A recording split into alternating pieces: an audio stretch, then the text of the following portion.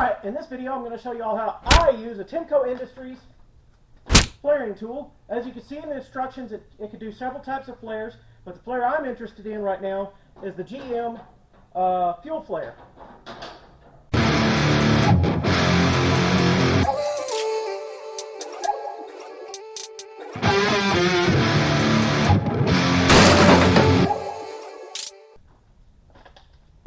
Alright, in this video I'm going to show you all how I use a Temco Industries flaring tool. In this case I'm going for a 3/8 fuel flare because I'm working with fuel line.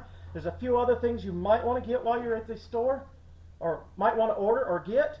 Tubing cutter, spring style tubing benders. This will help you keep from kinking your tubing while you're bending it. A lot of these 3/8 fuel lines will come with the flare nut already installed.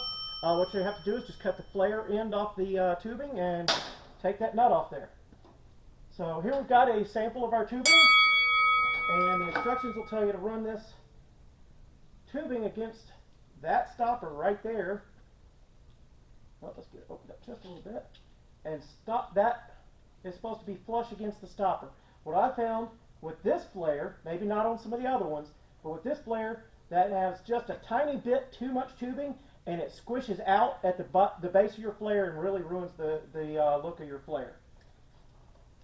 So I'm going to set that against there, and then I'm going to back it out just a hair. And then the next thing you want to do is really get this thing good and tight.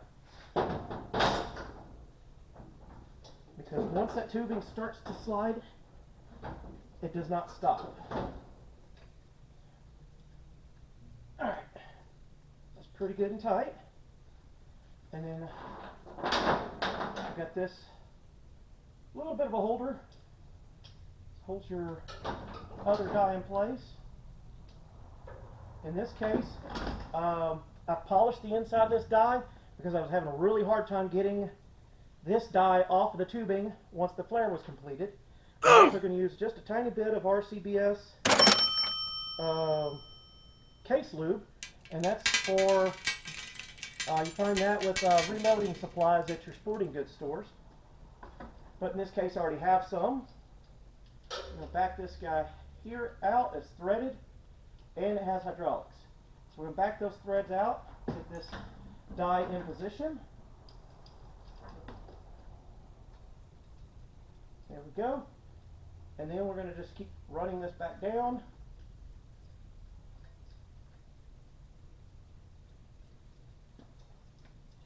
I like to run it down quite a bit before I start using the hydraulics because there's a limited amount of hydraulic movement. I believe that's enough. And then you just tighten the knob and run the convenient hand pump there until those two dies are touching together. And I'll cut to a freeze.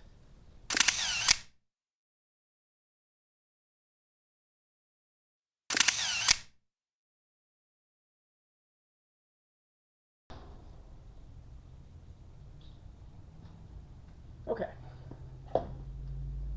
So once you've got that done, your flare is already made. You can let go of the hydraulics, then back this back out. It's really not going to do a whole lot because that die is stuck to the end of the tube right now. But you're resetting this for the next usage as well. So take this guy loose. The split part of the die. The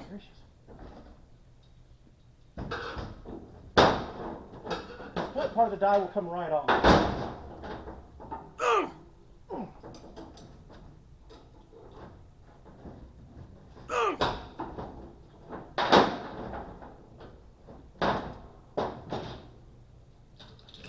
Alright, like I said, the split part of the die comes right off, and then this is what you wind up with, is your die is now stuck on the end of your tube that's got a flare on there.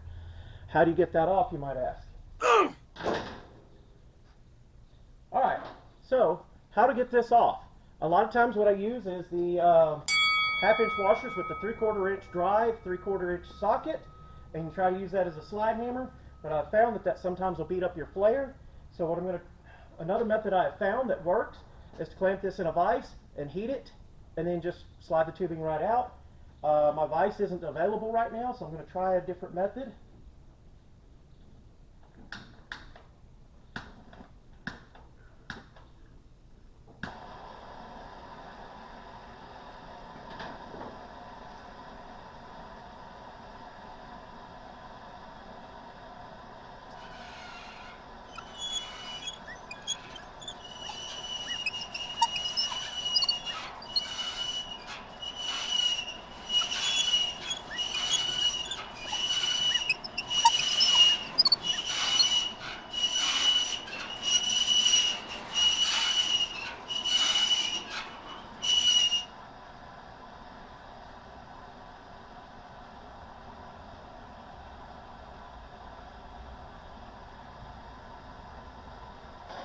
All right, we're here at the vise. It's a standard vise most people would have in their garage with the same kind of mess around it. Got a little bit of a close-up. We're going to add a little bit of heat here to get the dye off of our flare.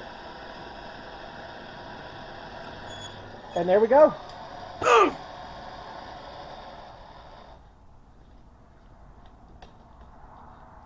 course, it's going to take a pair of pliers to carry that back over there. Ouch! All right, we've had a few minutes for things to cool down. I can now handle my dye again. What I like to do is take a little bit of emery cloth, clean up the end of the tube a little bit. I've already deburred the inside of the tube.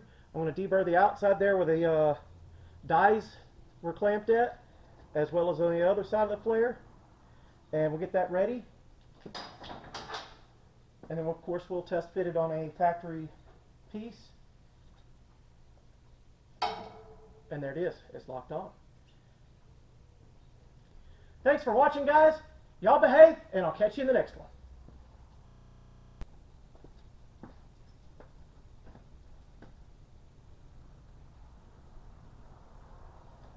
All right.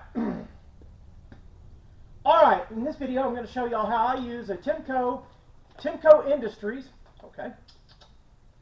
Well, one method I've used on longer tubes is to put some 1/2-inch washers over it, and then use a 3/4 inch socket.